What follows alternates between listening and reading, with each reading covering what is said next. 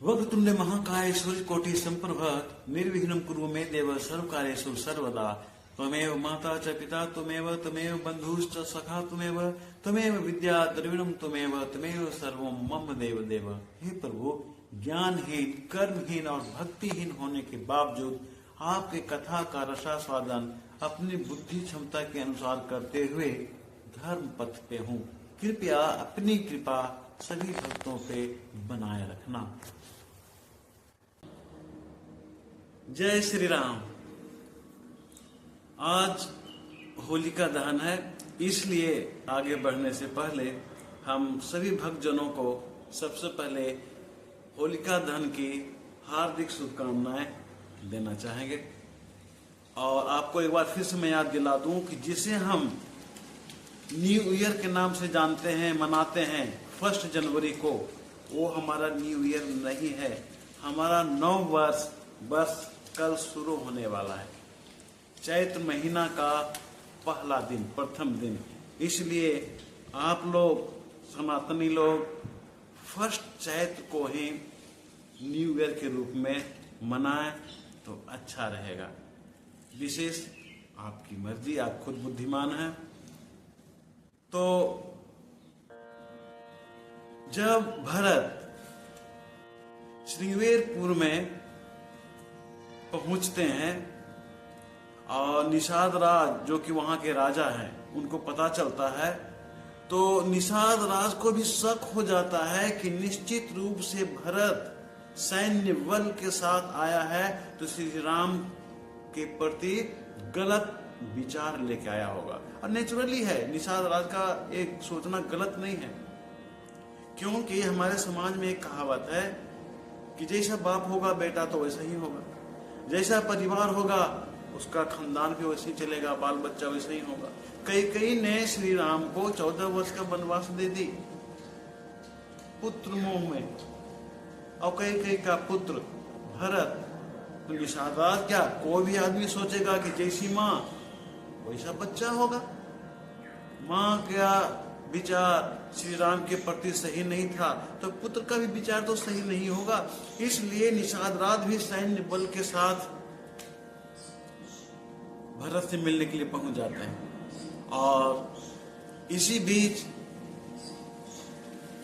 वशिष्ठ मुनि का नजर निषाद राज पे पड़ जाता है और भरत से कहते हैं कि युवराज, वो देखो निषाद राज बात करते करते तुम्हारे सामने आ रहा है। भरत इस तरह से व्याकुल हुए, उनका चेहरा देखने लायक था। जिस तरह से महीनों दिन से बिछड़ा हुआ एक बच्चा अपनी माँ को देखकर किस तरह से दौड़ के जाता है अपनी माँ के पास, ठीक उसी तरह से भरत निषाद राज के पास दौड़ करके जाते हैं। और जाते ही नहीं हैं, निषाद राज के चरणों में जाके प्रणाम करते हैं। ध्यान दीजिए, यहाँ पर एक राजा, घोषित राजा, अयोध्या के राजा, एक छोटा सा श्रृंगवेरपुर एरिया, छोटा सा गांव, वहां का राजा निषाद राज, उसके चरणों में प्रणाम करते हैं। निषाद राज अवाक रह जाता है। नेचुरली है, निषाद राज भरत को दुश्मन जैसा समझ रखा था कि हमारे मित्र श्री राम का दुश्मन है, और भरत के विरुद्ध में निषाद राज वहां पहुंचा था कि श्री राम को कोई कुछ कर नहीं सकता, बाल बांका तक नहीं कर सकता, एक रोम हिला नहीं सकता। इसलिए वो संदेह में भरत से मिलने के लिए जा रहा था। लेकिन यहां तो उल्टी गंगा बह गई। जब भरत चरण छू के निषाद राज को प्रणाम करते हैं, निषाद राज पीछे हट जाते हैं और कहते हैं, ये क्या, आप तो अयोध्या के राजा हैं, मैं तो एक छोटा सा जगह का राजा हूं, श्रृंगवेरपुर का। आप महान हैं, आपके तुलना में मेरी कोई हैसियत ही नहीं है। आप ऐसा करके मुझे पाप का भागी ना बनाए। विचार देखिए, सोच। यहाँ पर राजा भरत के मन में ये भावना नहीं है कि मैं राजा हूं अयोध्या का। जो महान व्यक्ति होता है ना, उसके अंदर गर्व की भावना नहीं होती है। अधजल गगरी छलकत जाए, आपने सुना होगा। जिसमें थोड़ी सी जानकारी होती है, थोड़ा सा गुण होता है ना, थोड़ी सी एबिलिटी होती है ना, वो अपने को समाज में उछल उछल कर कहता है कि मुझसे सर्वे सर्वा कौन है। यहाँ भरत को देखिए, उनके मन में ये भावना नहीं है कि मैं राजा हूं। भावना की वो अपने आप को मान भी नहीं रहे हैं, तभी तो श्री राम के पास जा रहे हैं ये कहने के लिए, भैया ये सिंहासन मेरा नहीं है, आपका है, आप अपना सिंहासन ले लो। आज के समय में कौन ऐसा भाई होगा जो अपने हिस्से का सामान दूसरों को दे देगा कि नहीं ये भैया का है, मेरा नहीं है, मैं नहीं लूंगा। आज तो लोग चाह रहे हैं कि तुम मर जाओ, तुम्हारा सामान, तुम्हारा संपत्ति, तुम्हारा धन दौलत मेरे को मिल जाए। आज तो ये लोग समझ रहे हैं। यहाँ हम लोगों को सीख लेने की आवश्यकता है। मिलजुल करके रहिए, एक परिवार को संगठित करके रहिए। अगर इसमें 2 पैसे के लॉस करना पड़े तो कोई दिक्कत नहीं है। लॉस हुआ तो पाया किसने? आपका परिवार ने पाया। अगर आप आपस में लड़ के बिखर जाओगे तो सारा संपत्ति आपका बगल वाला ले जाएगा। तो अच्छा कौन हुआ? आपका भाई 2 पैसा खा लिया वो अच्छा हुआ कि कोई गैर खा लिया वो अच्छा हुआ?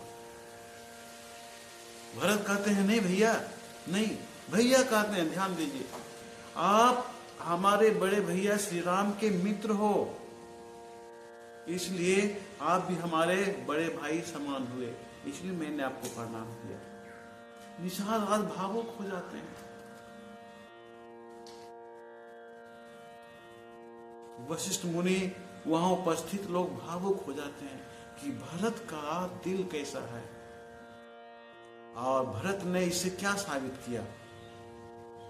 अपने कुल की मर्यादा को और महान कर दिया और बढ़ा दिया।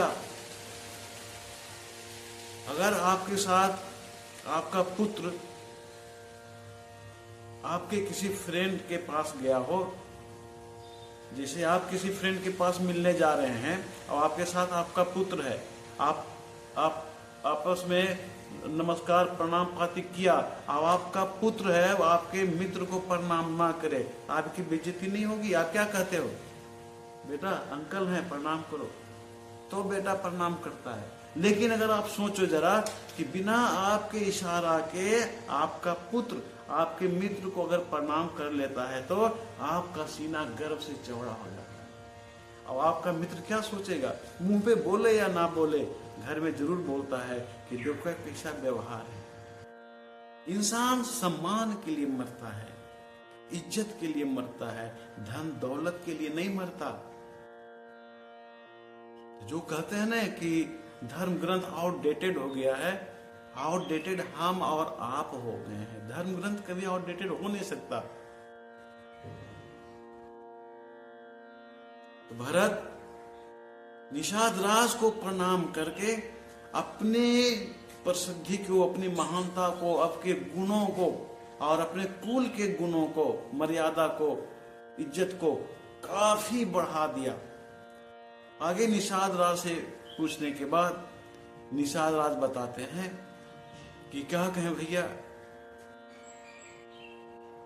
श्री राम, माता सीता और लक्ष्मण तो आए, सामने जो वृक्ष आप देख रहे हैं उसी वृक्ष के नीचे उन्होंने विश्राम किया।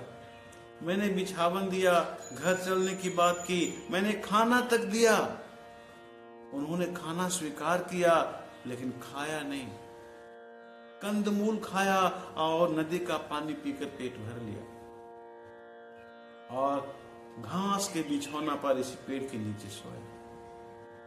भावुक हो जाते हैं भरत, रोना शुरू कर देते हैं। देखिए भाई का प्यार निस्वार्थ, रोने लगते हैं कि हाय रे भरत, बदकिस्मत अभागा भरत। अपने आप को अभागा कह रहे हैं, अपने आप को कोस रहे हैं। कैसा अभागा है तुम? महाराज घास फूस पर सोए, कंदमूल जल पीकर पेट भर लें, और तुम महल में सोते हो और आज भोग खाते हो। तत्क्षण उसी में प्रण कर लेते हैं कि जब तक भैया वापस अयोध्या नहीं लौटेंगे मैं भी जमीन पे सोऊंगा और मैं भी 56 भोग नहीं खाऊंगा, मैं भी कंदमूल फल फूल खा के रहूंगा। और उस जगह जाकर देखते हैं जहां पर माता सीता, श्री राम और लक्ष्मण विश्राम किए थे। वहां पर सोने की छोटे छोटे कण दिखाई दे रहे थे, चमक रहे थे।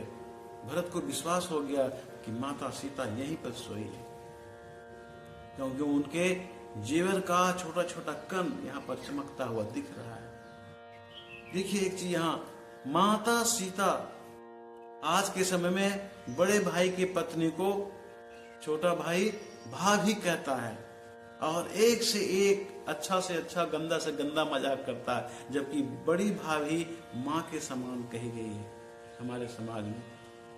यहाँ देखिए लक्ष्मण भी माता कहकर बुलाते हैं, भरत भी माता कहकर बुलाते हैं। अब निषाद राज को यह समझ में आ गया कि भरत सैन्य बल के साथ यहाँ क्यों आया है। इसलिए नहीं आया है कि श्री राम पे वो वार करेगा, इसलिए आया है कि वो प्रमाणित करने आया है कि केवल मैं नहीं चाहता कि आप अयोध्या लौट जाओ, पूरी प्रजा चाहती है, पूरे ऋषि मुनि चाहते हैं, कुल गुरु चाहते हैं, सभी लोग चाहते हैं, यहां तक कि तीनों माताएं भी साथ में हैं। सब के सब चाहते हैं कि आपको वापस आना है। और ये देखिए दुर्भाग्य अयोध्या के सिंहासन का। खेल के मैदान में जिस तरह से फुटबॉल एक खिलाड़ी के पैर से ठोकर खा के दूसरे खिलाड़ी के पैर के पास जाता है, दूसरे खिलाड़ी के पैर से ठोकर खाकर पहले खिलाड़ी के पास है, दूसरे खिलाड़ी के पास जाता है। मैं तो समझता हूं ठीक उसी तरह सिंहासन भरत और श्री राम के बीच में ठोकरें खाकर इधर से उधर हो रहा है। क्या किस्मत है अयोध्या के सिंहासन का। एक भाई कह रहा है भैया आपका सिंहासन ले लो, भैया कह रहे हैं कि नहीं मेरा तो उस पर कोई अधिकार ही नहीं है। काश ऐसा हमारे समाज में, हमारे परिवार में अगर भाई हो तो कोई माई का लाल दुनिया में उस परिवार को खंडित नहीं कर सकता। लेकिन हमारे समाज में तो ये प्रचलित है कि मेरा तो पेट भरता ही नहीं, मैं दूसरे को कैसे मदद करूंगा और क्यों करूंगा। आज का विश्राम हम वहीं पे लेना चाहेंगे, लेकिन आपको पता है अंत में बोलना पड़ता है जय श्री राम।